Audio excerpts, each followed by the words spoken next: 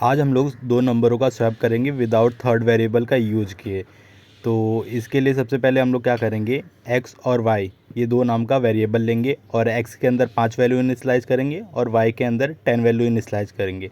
फिर हमारा पहला स्टेप रहेगा x प्लस वाई करके जो भी वैल्यू आएगा x में स्टोर करेंगे।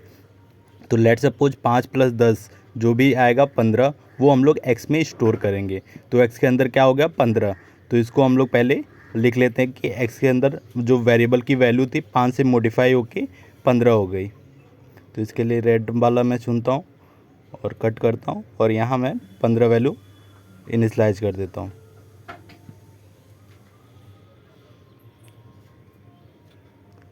तो x की वैल्यू 15 हो गई। फिर नेक्स्ट स्टेप में हम लोग क्या करेंगे, x माइनस वाई करके जो भी वैल्यू आएगी वो y में स्टोर करेंगे। तो लेट सपोज x की वैल्यू क्या है 15 क्योंकि मॉडिफाई हो गई, और y की वैल्यू 10। तो 15 माइनस 10 5 हुआ। तो y की वैल्यू 10 से मॉडिफाई होके कितना हो गया 5 हो गया। तो इसको भी हम लोग मॉडिफाई कर देते हैं।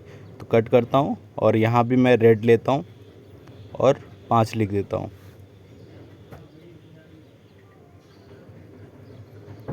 तो x और y दोनों की वैल्यू मॉडिफाई होगी।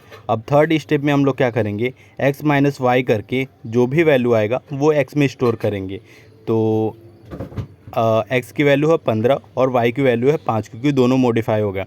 तो जो भी वैल्यू आया वो क्या हो गया 10, क्योंकि अब x के अंदर फिर से हम लोग इनिशियलाइज करेंगे 10 को। तो पहले 15 था, अब इसको कट करके 10 कर देते हैं।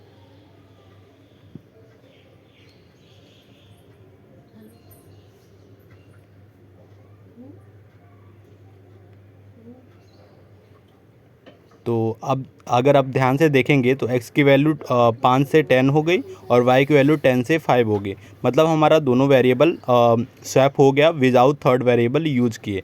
तो ये था हमारा प्रोग्रामिंग का स्ट्रक्चर। अब इसको हम लोग क्या करते हैं, प्रैक्टिकल करके एक बार देख लेते हैं। तो चलते हैं अपने VS कोड पर और यहाँ सबसे पहले हम लोग इसका फाइल बनाएंगे। तो फाइल का नाम swap underscore number dot CPP, क्योंकि C++ में हम लोग कोड कर रहे हैं इसका। तो सबसे पहले हम लोग हेडर लिख देंगे हैश इंक्लूड IO स्ट्रीम। फिर उसके बाद हम लोग यूजिंग नेम स्पेस स्टैंडर्ड, तो इसी से हम लोग सारा लाइब्रेरी फंक्शन वगैरह यूज करेंगे। तो इंट मेन पैरेंथेसिस करली ब्रेसेस के अंदर रिटर्न 0। तो ये इसका बॉयलर कोड है C++ का, तो इतना लिखना कंपलसरी है। फिर उसके बाद हम लोग अपना लॉजिक लिखेंगे। तो पहले स्टेप में हम लोग क्या करेंगे, सारे वेरिएबल डिक्लेयर कर देंगे। तो ए की वैल्यू 10 है और बी की वैल्यू 5 है। फिर पहला स्टेप क्या था हमारा, ए प्लस बी करके जो भी वैल्यू आएगा और ए में स्टोर करेंगे। तो इसके लिए सिंपली आप क्या करेंगे, A is equal to A plus B.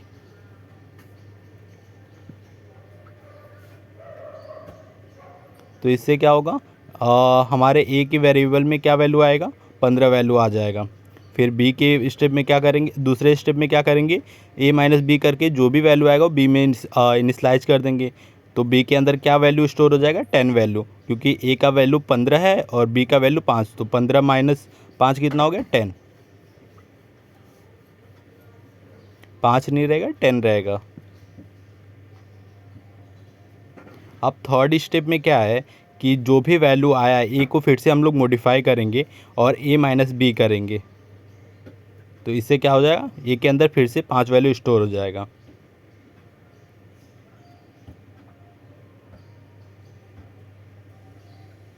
अगर आप ध्यान दें तो बी के अंदर अब 10 वैल्यू है, ए के अंदर 5 वैल्यू है। मतलब हमारा दोनों वेरिएबल स्वैप हो चुका है।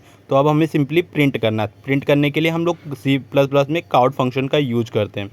तो काउट लेस देन ए की जो भी वैल्यू है वो प्रिंट करना है, ए इक्वल टू, और ए लिखने के बाद फिर बी इक्वल टू भी, ऐसे सेम बी की भी वैल्यू प्रिंट कर देंगे। अब इसी चीज़ को मैं क्या करता हूँ, तीनों स्टेप लिखने से पहले भी यही चीज़ कॉपी पेस्ट कर देता हूँ। तो इसको सिलेक्ट करता हूँ, कॉपी करता हूँ, जिससे हमें पता चलेगा कि पहले हमारा क्या वैल्यू था और हमारा नंबर स्वैप होने के बाद क्या वैल्यू रहा। एंडल का यूज़ करेंगे नेक्स्ट लाइन के लिए। अब इसको सेव करेंगे सबसे पहले, फिर अपना टर्मिनल ओपन करेंगे। टर्मिनल ओपन करने के लिए आप टर्मिनल ओपन करें, न्यू टर्मिनल पे जाएं।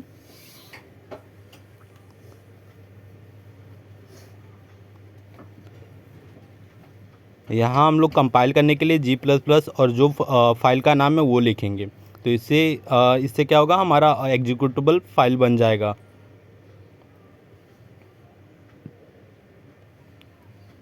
अब आप देख सकते हैं a.exe फाइल रेडी हो गया। अब इस a.exe फाइल को एग्जीक्यूट करने के लिए $/a, इससे क्या होगा, हमारा रन हो गया। तो a की वैल्यू 10 और b की वैल्यू 5 और स्वैप होने के बाद a की वैल्यू 5 और b की वैल्यू 10। तो ये था हमारा स्वैप 2 नंबर्स।